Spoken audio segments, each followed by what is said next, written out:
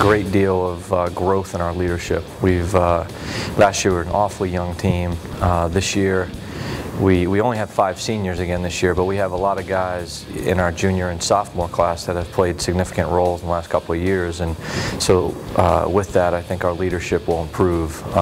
We have 1 senior who's a captain, and we have 2 juniors that are captains, but again those 2 juniors have played significant roles over their careers so far here, and we feel like this is going to be a year where we're going to have a lot more leadership in the trenches with our players. We endured quite a few battles last year with nationally ranked teams, and then of course when we got into conference we lost a lot of close games last year in conference, and I think we've gained invaluable experience from those games, and I'm certain that we're going to carry that forward this year, use it to our benefit this year.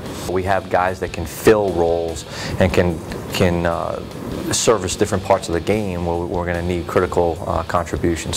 But our starting rotation is all intact from last year, and a staff that was successful, second in the league in pitching last year, and we virtually have everybody back. We lost 2 pitchers if you count R.J. Archer last year, but just very excited about where we are in terms of experience, in terms of depth.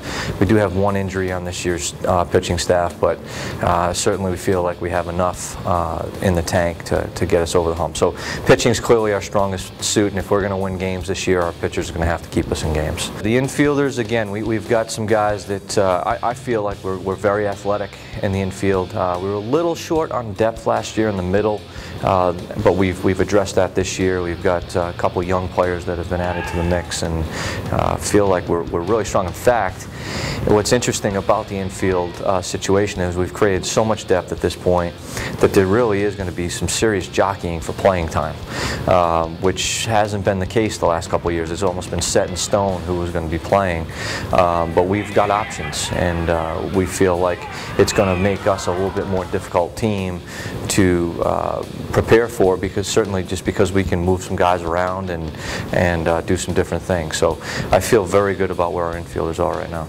Outfielders, you know, we're a little bit short on depth in the outfield, but that being said, we've got our 3 returning starters in the outfield, and I think in my coaching career in 19 years, I think that they're the most athletic outfield that I've had, and I've had some real good ones in the past, but these guys, they're young, they're talented, and we feel like they're 3 of the best players on our team.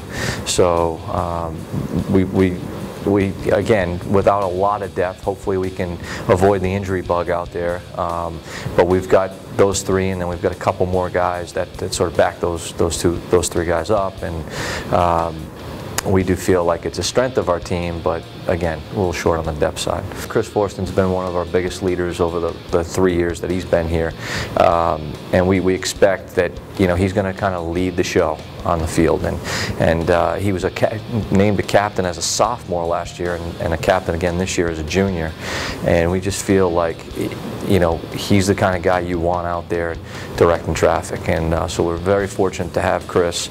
We do have a couple other guys that are, you know, playing secondary roles to him, and Chris can't catch every game for us. It's just the wear and tear would be too much on his body, but we feel like, again, we've gone through some growing pains with our younger players, and we're hoping that we're going to start to see some of the benefits now in the latter parts of their careers. We were a little offensively challenged last year. Again, a lot of it had to do with our youth and experience, but we feel like, you know, we've got a good system in place. It's something it's been time tested. It's worked for me over my coaching career. And I think the guys are really starting to understand it a little bit better and understand how to execute. And so I feel like we're gonna be able to score runs, and that's the name of the game.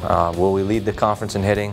Probably not. But I do think that, you know, we'll be able to score runs, and couple that with our strong pitching, and again, we led the conference in defense last year, which I think is 4 out of the 5 years that I've been here. So we should be able to score enough runs to win games. It's just a matter of, you know, not going through a week-long stretch where we only score 2 runs a game. That wouldn't be very helpful for us. It appears to be a 4-team race. At least that's the way it looked on paper, and we were chosen 5th, which, you know, again, it depends on how you want to interpret that. But clearly, Georgia State and Wilmington, VCU, and of course I'm forgetting the other team. Oh, James Madison picked first in the league. Clearly on paper they have the most to offer coming back this year, but you know, that's like they say, that's why you play the games. And last year nobody would have expected us to even be able to compete, and we did. So I think there's some teams that are chosen towards the bottom of the league, which I was sort of surprised, and Hofstra and Northeastern. I think they're going to be pretty good this year, and I think you know, you never know what's going to happen in baseball in particular, more than probably any other sport. But clearly the league is strong. Every weekend you just don't know what you're going to get. It's just it's a war every weekend, and the games are close, and so things can change in a heartbeat in our league, and I expect that that'll be that way this year again.